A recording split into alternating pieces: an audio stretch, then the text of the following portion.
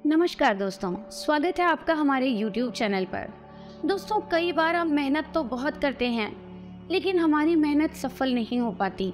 हमारा जो कार्य है वो पूरा नहीं हो पाता। जितनी हम मेहनत करते हैं हमें उसका फल नहीं मिल पाता। पर हम ये भूल जाते हैं कि मेहनत के साथ हमें थोड़ी सी श्रद्धा भगवान में भी रखनी है। अगर हम भगवान में श्रद्धा रखेंगे, हमको पूछेंगे, तो हमें हमारी मेहनत का फल जल्द ही मिलेगा और जल्दी हमारा हर कार्य पूरा होगा। कई बार हमारे कई ऐसे कार्य होते हैं जो सालों से रुके होते हैं और जिनके लिए प्रयास हमारा निरंतर रहता है, सार्थक रहता है, लेकिन वो कार्य पूरे नहीं होते। ऐसे में हम कई बार निराश होकर उम्मीद खो बैठते हैं और हार मान जाते हैं। लेकिन हमें ऐसा बिल्कुल नहीं करना है। हम एक भगवान की आराधना करनी है, भगवान शिव, जो भोले हैं, जिनकी अगर हम थोड़ी सी आराधना करते हैं तो वो प्रसन्न होकर हमारा हर कार्य पूरा कर देते हैं। कहते हैं ना कि भोले बड़े भोले हैं। शिव जी इतने भोले हैं कि वो मात्र बेलपत्र चढ़ाने से ही इतने प्रसन्न हो जाते हैं कि वो आपका बड़े से बड़ा कार्य कर देते हैं। बस आपके मन में जो श्रद्धा भाग है वो पूर्ण रूप से होना चाहिए। आपका भाव बदल सकता है तो भगवान शिव कभी भी आपको निराश नहीं, कभी भी शिव के दरबार में आप खाली हाथ नहीं लौटेंगे, क्योंकि वो देवी शक्ति हैं। शिव वो भगवान हैं जो कभी भी अपने भक्तों को निराश नहीं करते। भगवान शिव अपने भक्तों से कभी कुछ ज़्यादा मांगते भी नहीं हैं, बस थोड़ी सी श्रद्धा, और उस श्रद्धा और भाव से आप शिव को पूजें तो देखिए कैसे शिव आपकी हर मनोकामना को पूरी करते हैं। आपके रुके हुए कार्य जो सालों से रुके हैं वो चंद मिनटों में सब पूरा कर देंगे।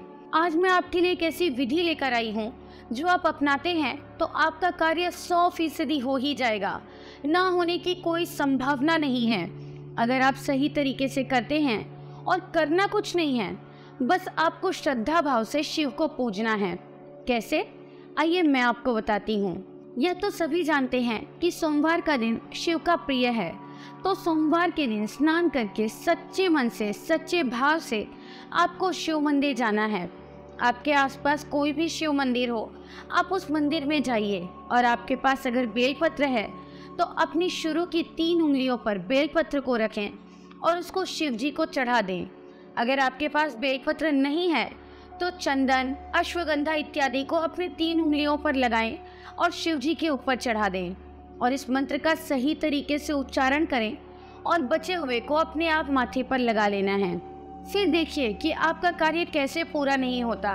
कोई भी बाधा आपके कार्य में बाधा नहीं डाल सकेगी। ऐसा करके कुछ ही पलों में, कुछ ही क्षणों में आपका कार्य पूरा हो जाएगा।